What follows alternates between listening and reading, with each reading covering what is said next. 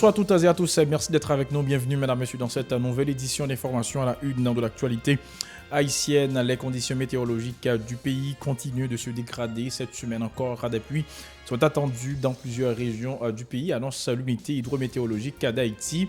Les résidents des zones à risque sont appelés à la vigilance.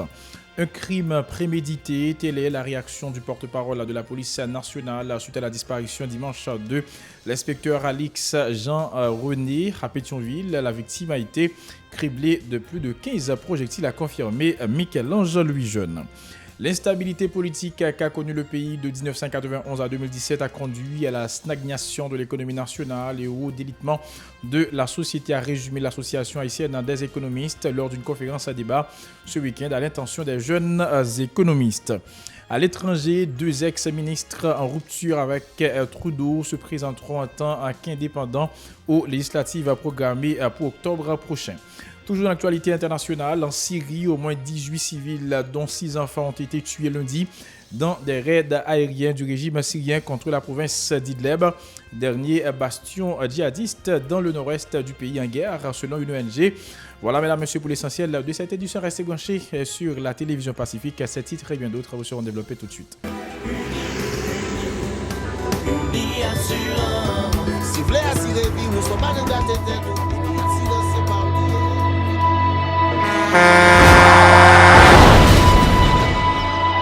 En général, moun pa reme pran assurance.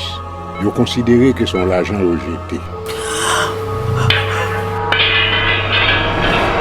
Et pourtant, l'argent assurance te doué dans budget ou à côté l'argent kayak, l'argent manger. Li là pour les deux traverser un mauvais pas. Gardez tout à côté ou. Ouais comment gros problème qu'on entre sur moun sans attendre. Mandez Dieu pardon, ça qu'arrive au tout. Une assurance dit ou précaution pas capon. Les malheurs arrivés, les faux amis flair saison a fait comme si on pas de jambe connaît. Une assurance après ta faire pour le jour, continuer vivre la vie quitter ce course là dans main nous. Une assurance. Vivez en toute assurance.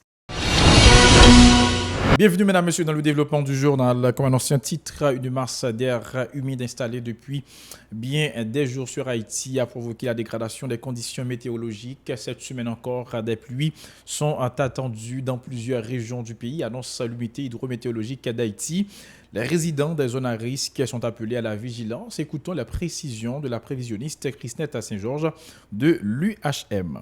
Il y a un environnement qui est bombardé avec l'humidité, ça crée pratiquement une instabilité, c'est ça qui domine les grandes Antilles.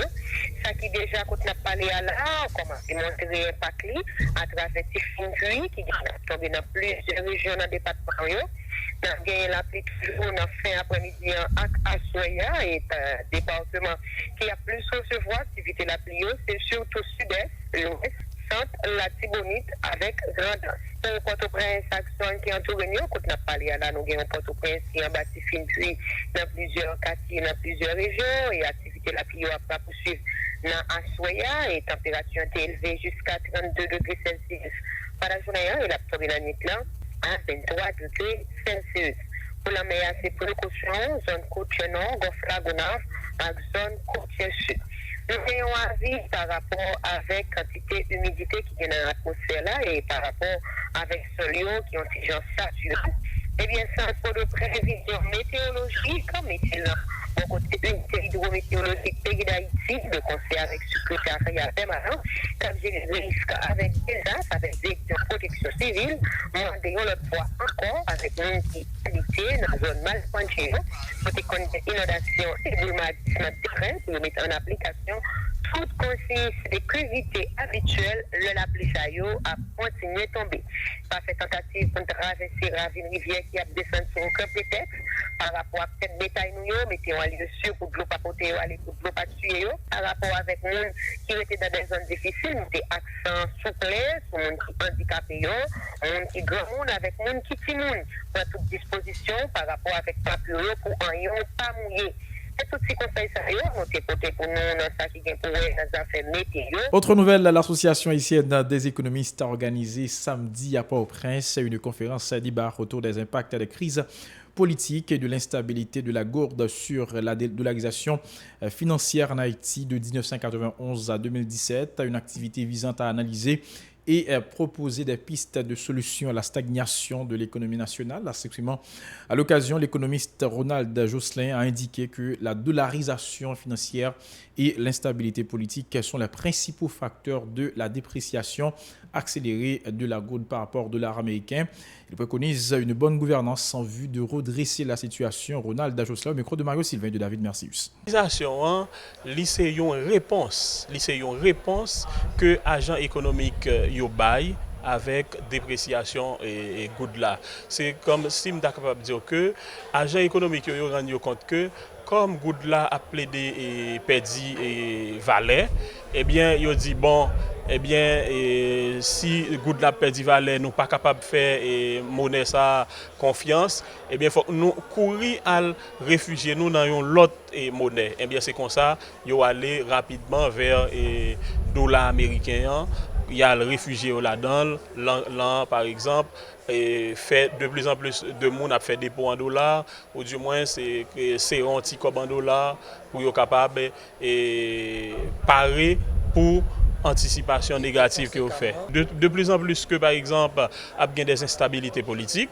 Eh bien, situation agent économique a anticipé encore plus négativement. Il y a dit que situation va pire demain et situation encore dollarisation a encore aggravé parce que yo pralé battre pour constituer plus de devises encore dans portefeuille de dépôt par exemple pour être capable de parer avec des chocs que vous prévoit pour le futur, que vous pressenti pour venir dans le futur. De son côté, le président de l'Association haïtienne des économistes a qualifié d'irresponsable l'inaction de la Banque de la République d'Haïti dans la dévalorisation constante de la monnaie nationale face au billet vert. Selon Eddy Labossière, depuis quelques temps, la BRH a plutôt laissé le champ libre aux banques commerciales quant à la fixation du taux de change sur le marché local. La déclaration de l'économiste Eddy Labossière. La gourde,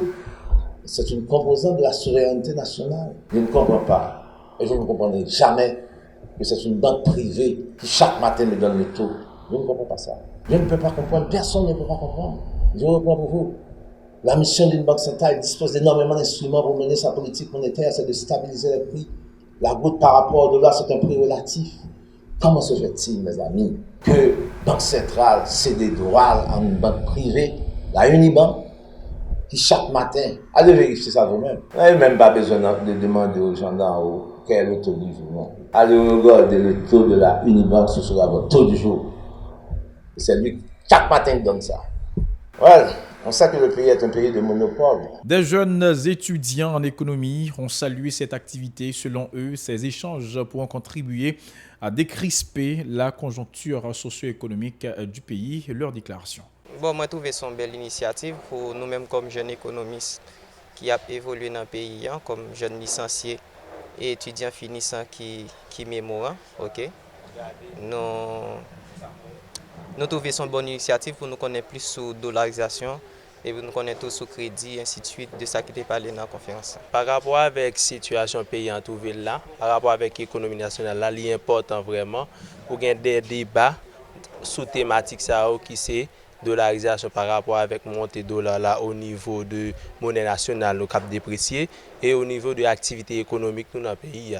Débat est important pour permettre que comment nous capables de joindre des éléments de solution pour permettre que nous résoudre quelques problèmes qui pour permettre que au niveau de l'économie nationale là gagner un changement qui fait. On a regardé chaque jour comment goud la a déprécié et je pense que nous supposons agir en conséquence. Sinon, c'est la population qui a plus pauvre chaque jour. Dossier insécurité, le porte-parole de la police nationale d'Haïti, Michel-Ange Lujeune, a qualifié de prémédité la disparition de l'inspecteur Alix Jean-René dimanche à Pétionville. Ce crime odieux ne restera pas impuni, a promis le porte-parole de l'institution policière, confirmant que le défunt a été abattu de plus de 15 projectiles. Michel-Ange Lujeune était l'invité de Pacifique Matin. Il répondait aux questions de toute l'équipe. Première information que nous gagnons, a laissé nous croire que c'est un acte prémédité Et pour ensemble de projectiles, on a ramassé, on a joint l'autorité judiciaire avec l'autorité policière, on a joint dans la zone là, et à proximité cadavre, monsieur.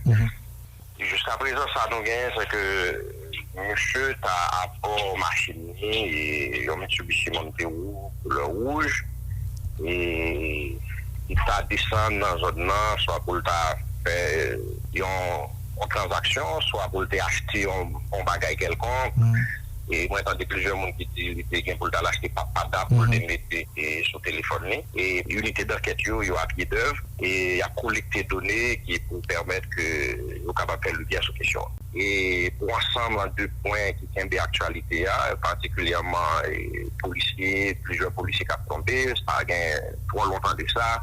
Et il y a un cadavre de notre inspecteur de police qui a été découvert dans les parages de Léogane et à Brache plus précisément.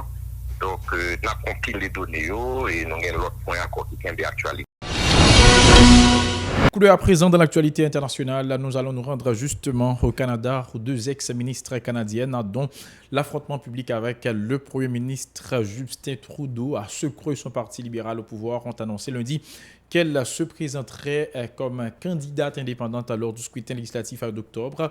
Jody Wilson-Raybould et Jen Philpott, deux ex-ministres au centre de la pire crise politique du mandat du Premier ministre, avaient été évincés du groupe parlementaire libéral début avril après avoir démissionné du gouvernement sur fond d'allégations d'ingérence politique du bureau de Justin Trudeau dans une affaire judiciaire.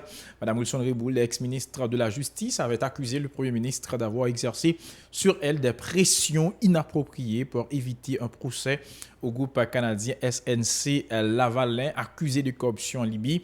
Mme Philpott, ex-ministre du Budget, avait également critiqué la gestion de cette affaire par le chef du gouvernement. L'ex-ministre a plaidé pour moins de clivage politique et davantage de coopération entre les 338 élus du Parlement canadien.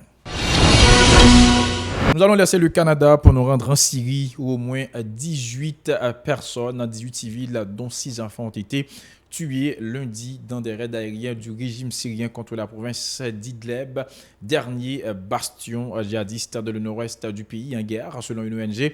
La province d'Idleb ainsi que des secteurs des provinces voisines de Hama, Alep et Latakia est contrôlée par Hayat Tahrir Al-Sham, ex-branche d'Al-Qaïda, sont le théâtre depuis fin avril de raids intenses du régime et de son allié russe et d'affrontements meurtriers entre djihadistes et forces loyales au président Bachar al-Assad. 18 civils, dont 6 enfants, comme je le disais, ont été tués lundi dans des frappes aériennes et des tirs de missiles contre la province d'Idleb, a indiqué à l'AFP le directeur de l'Observatoire syrien des droits de l'homme, ou SDH, Rami Abdel Rahman.